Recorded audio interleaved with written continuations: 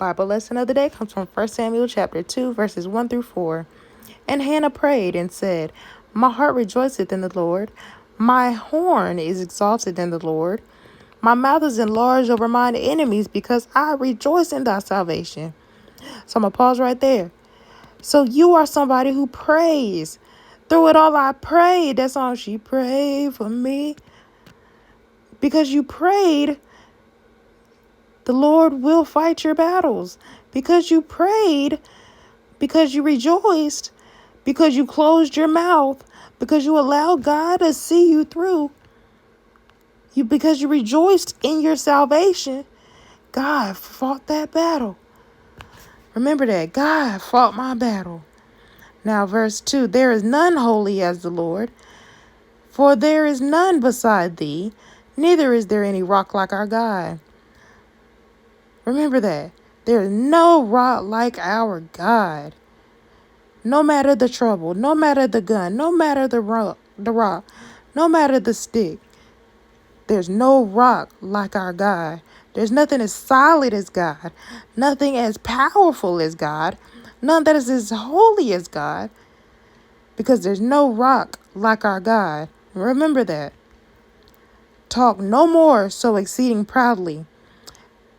Let not arrogancy come out of your mouth, for the Lord is a God of knowledge, and by him actions are weighed.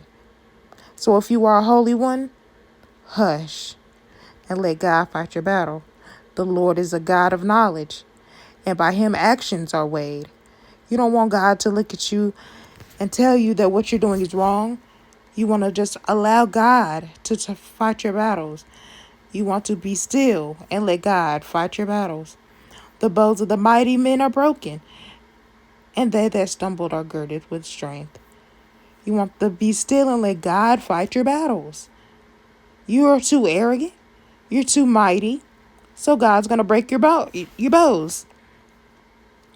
And those that stumble, those that set themselves aside to allow God to step in, God fought their battles. God gave them all the strength that they needed to cover them through the war. God was there because he has all strength. In verse 2, it says there's no rock like our God. There's nothing that's going to be big enough like God is. Nothing that's going to have all the knowledge of all the plays and every single move that the man might make. Because God has all the knowledge. So set yourself aside and allow God to fight your battles. We understand life might get hard. We understand that the war might be bigger than the battle, or the battle might be bigger than the war. But guess what? There's nothing bigger than my God. So I encourage each and every one of y'all to rejoice in your salvation and let God fight your battles. Be still and let God fight, because no matter how much the enemy puts you through, there's no rock like our God. He's the only one that's going to be there through it all. Be there. Be the strength that you need to keep yourself through it all.